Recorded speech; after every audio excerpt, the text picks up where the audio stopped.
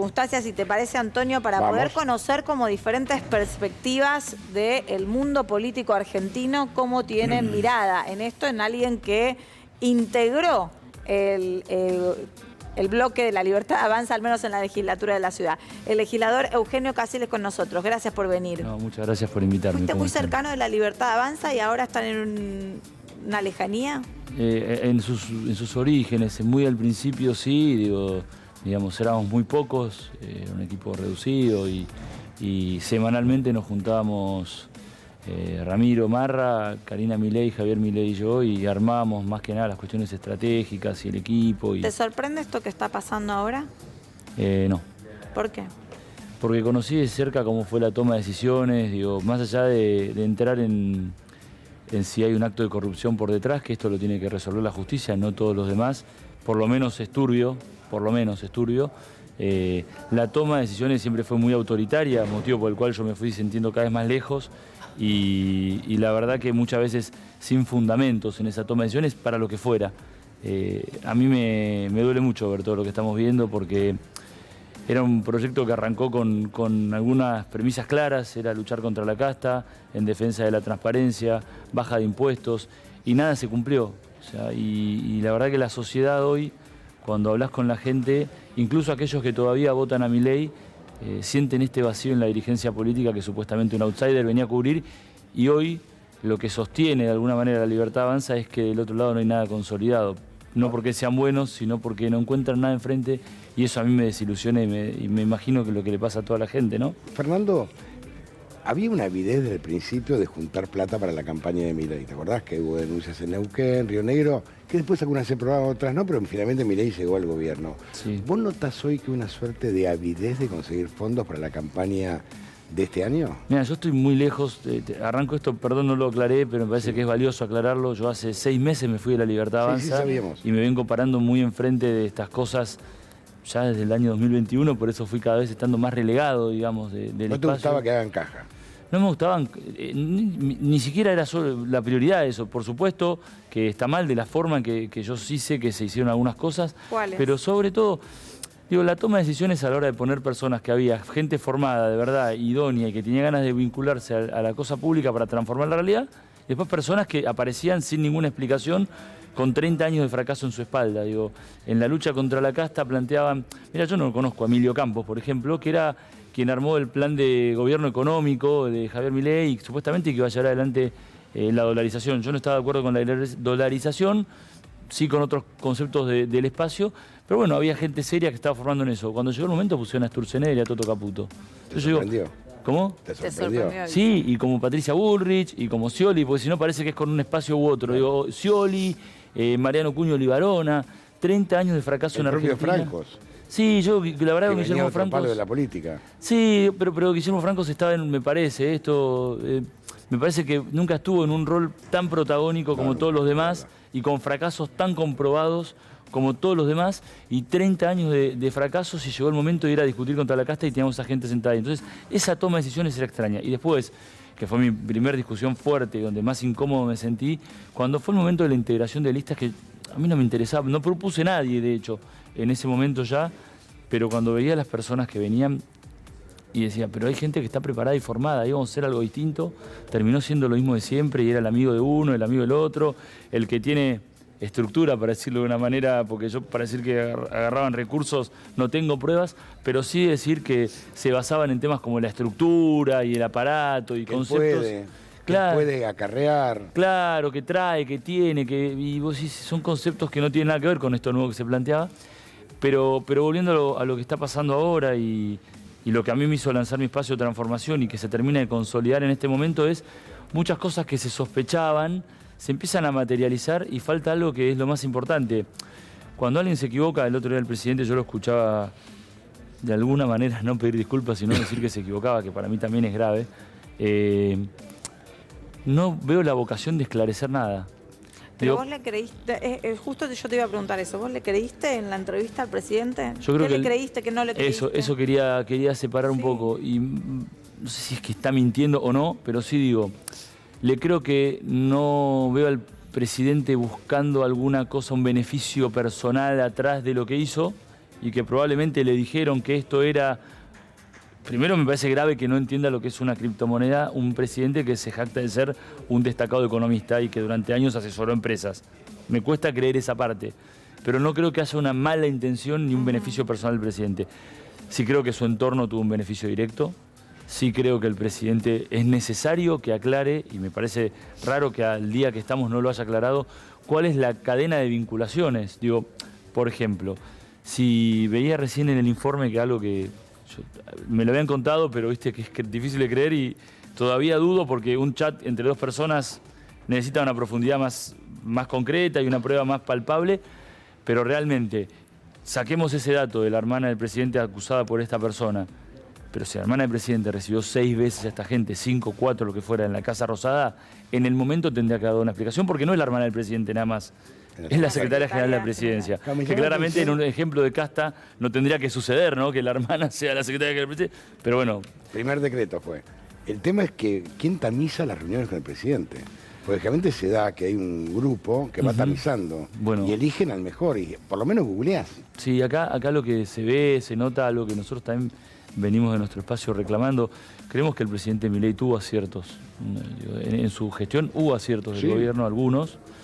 Muchos desaciertos a nuestro criterio, pero el primer problema es la falta de equipo, la falta de confianza en aquellas personas que nombra, que hace que una cosa sea un funcionario y otra cosa sea un equipo de trabajo, son dos cosas distintas, y el temor con que todos se dirigen al presidente y a quien el presidente define como la jefa, que es la secretaria general de la presidencia, ¿no?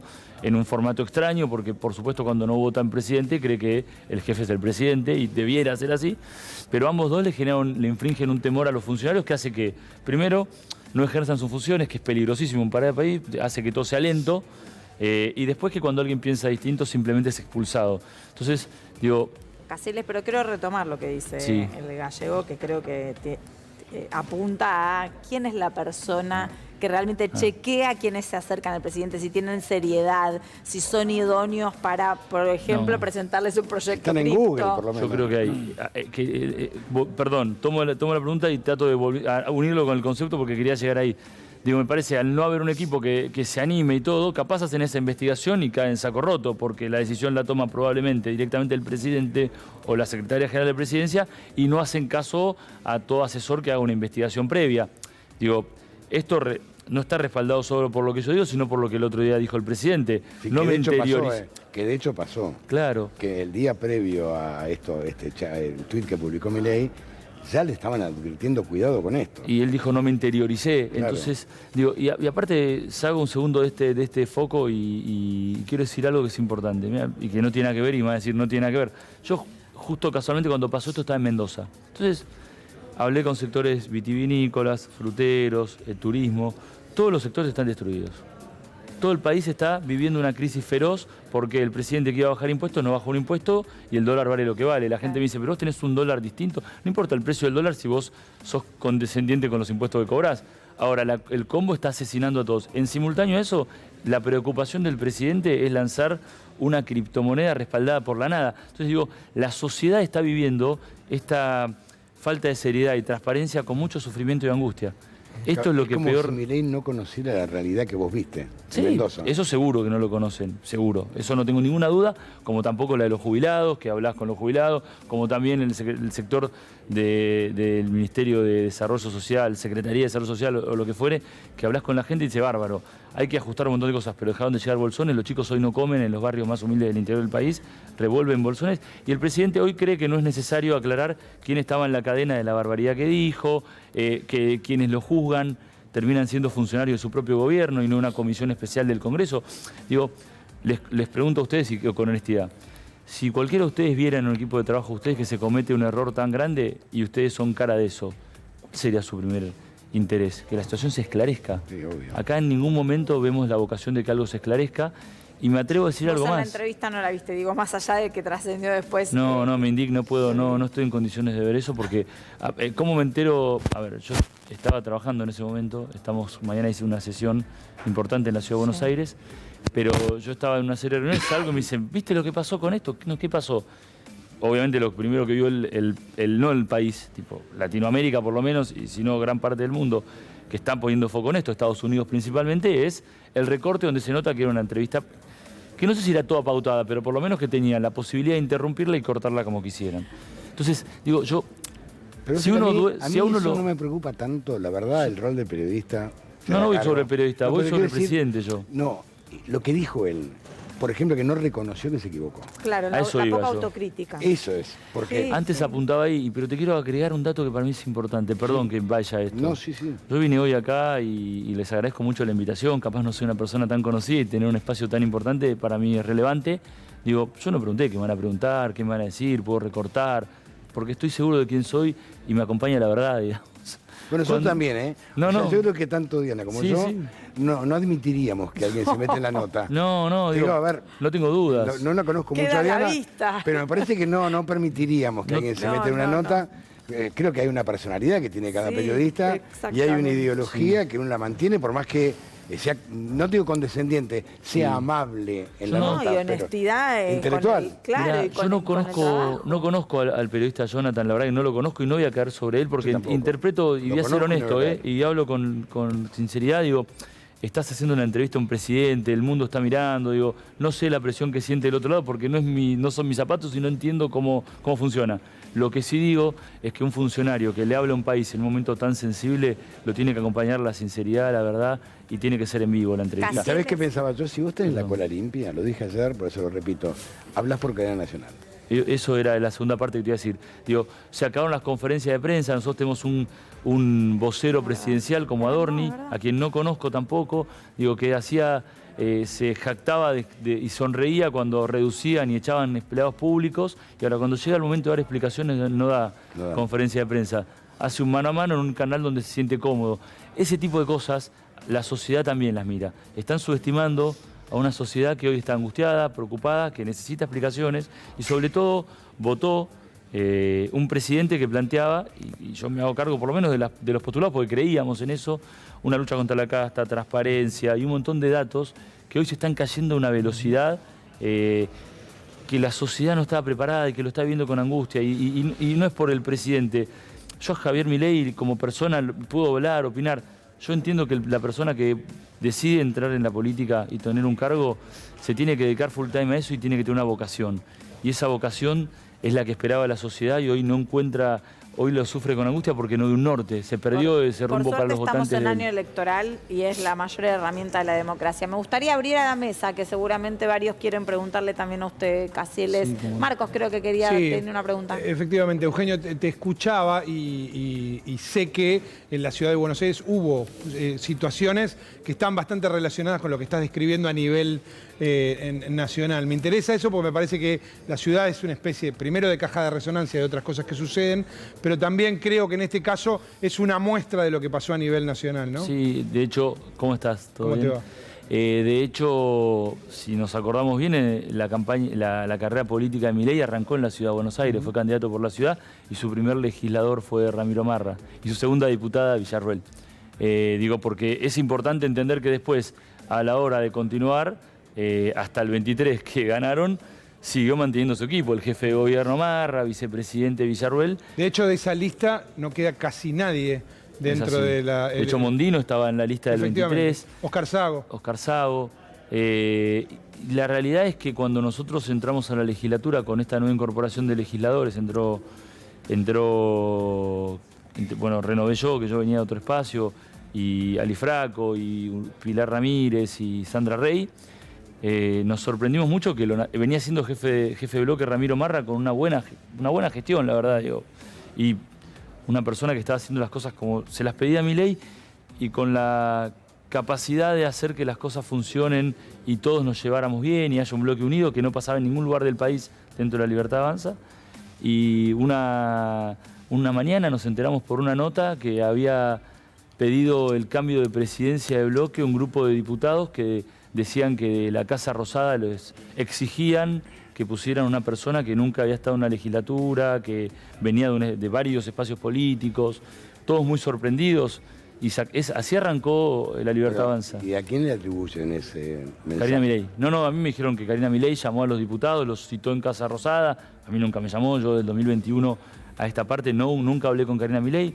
Tuve una relación que duró 3 meses y yo vi un cambio a partir de las PASO del 21, donde consiguieron un resultado positivo con el esfuerzo de muchos que hoy no estamos, 90% no estamos en el espacio, hubo un cambio en la personalidad muy fuerte. ¿Y en eso? Perdona, Sí, Dianita, sí. la nombraste a Karina y yo voy leyendo, voy mirando, y daría la sensación que empiezan a o soltarle la mano o apuntar un poco a ella. Apuntarle a ella es pegarle a él. Hola, ¿cómo estás? ¿Cómo te va? Mira, voy a hablar primero por mí y después, si querés, analizamos lo que pasa en todos los espacios. Dale. Yo esto lo planteo, siempre lo planteé con sinceridad porque desde 2021 no hablo con ella. A mí me sorprendió mucho que la hermana del presidente, en un espacio donde se iba a luchar contra la casta, tuviera un cargo tan importante, y sobre todo cuando era que íbamos a buscar gente con idónea, formada y que pudiera aportar en el Estado, una persona que no tiene ninguna característica de estas. Digo, no hablo ni bien ni mal de ella. Digo, No, pero que no se trata de hablar mal o bien. Lo que digo es, yo veo, hablando de una descripción como dice Diana, veo que de a poquitito, uno tiene lecturas y tiene oficio de ver de que hay como una cierta, o de suelta de mano, o decir, bueno, se le pega a ella porque sabe que en definitiva se le pega el derecho, al talón. Sí, no, te decía, hablaba por mí, que yo no estaba haciendo un juicio de valor, de que no veía un cursus honorum, una formación, ninguna característica que no fuera que tenía un linaje sanguíneo con el presidente que ponga que Karina esté en este lugar. El resto, yo creo que los que están afuera se animan, los que están adentro no, porque tienen pánico, no miedo. Los que están adentro en off te dicen, ustedes hablarán con gente de La Libertad Avanza en off. ¿Pero por qué pánico? Porque los echan, es público conocimiento. ¿Cuántos ministros echaron? Funcionarios, el que opina distinto. Digo, Diana Mondino fue expulsada. Digo, no tengo relación con Diana Mondino. A mí me gusta aclarar esto porque si no parece que uno defiende a los amigos, ¿no? Pero Diana Mondino fue expulsada del gobierno porque votó en contra de Estados Unidos y una semana después Gerardo Huerta votó contra Estados Unidos y no lo echaron. Entonces digo, en formas muy autoritarias de manejarse, le tienen mucho miedo a Karina Milei. Ahora, miedo. igual en las últimas No horas... es mi caso, perdón, no sé nunca le tuve miedo porque para mí irme de un espacio porque tengo diferencias y si alguien me expulsa no me genera ningún temor. No fui expulsado, tuve la suerte de irme porque eso me permite hablar de un lugar de una decisión mía, digamos, no de un lugar de rencor ni nada. Sí con la preocupación de que si el filtro es una persona que capaz no tiene la idoneidad, nos pone en riesgo como el que estamos viviendo. No, te iba a preguntar por Santiago Caputo, porque la verdad que si uno se signa a la información que sale en las últimas horas, el propio jefe de gabinete, Francos, dio declaraciones apuntando más que a Karina Milei, a Santiago Caputo y su rol por toda la intervención. ¿Crees que por ahí puede llegar a ser un fusible también? Sí, a ver, nosotros recordemos que hago un poco de revisionismo para entender, porque me preguntaron en los últimos tiempos mucho del triángulo de hierro, y yo me cansé de decirlo, no existe un triángulo de hierro para mí. Para mí son dos hermanos que toman las decisiones. El triángulo de hierro antes era Pose, y una semana antes Milei salió al balcón de la Casa Rosada con Pose abrazándolo, y 5 días después lo echaron. Entonces digo, no existe eso como un triángulo de hierro. Sí, hoy van a cargar las tintas sobre Santiago Caputo porque si no tendrían que caer sobre Karina Milei. Franco lo dijo, ¿no? Franco cuando habló en la nota que mostrábamos recién, en un reportaje que hizo con Ortelli, creo, Franco dijo que la culpa es de Santiago Caputo. Lo responsabilizó, de hecho. Sí, ahí me parece, Gallego, que como decía Eugenio, tienen que elegir a alguien que sea muy cercano y que funcione de alguna manera de chivo expiatorio, sobre todo en la entrevista con... Mira, ¿querés escucharlo a Franco? Sí, ¿Quieres escucharlo a Franco? Sí. Ponelo para que se escuchen todo, porque no tiene auricular. ¿Es cierto que el presidente se enojó con la interrupción en la entrevista? Sí, se enojó sin saber que esa parte iba a salir al aire, ¿no? Lo cual fue antes se enojó. Se enojó con Santiago Caputo, que le pareció una irresponsabilidad que sin ningún acuerdo previo con el conductor del programa interrumpiera, pero además que interrumpiera para una estupidez, ¿no? Porque no, la verdad es que cuando uno mira la causa de la interrupción dice, pero ¿cuál es el sentido, no? Claro. De todas maneras, me parece que también Santiago Caputo habrá aprendido una lección, que nadie es superpoderoso, ¿no? Que todas las cosas tienen sus límites, el presidente se lo ha marcado y eso me parece importante, ¿no?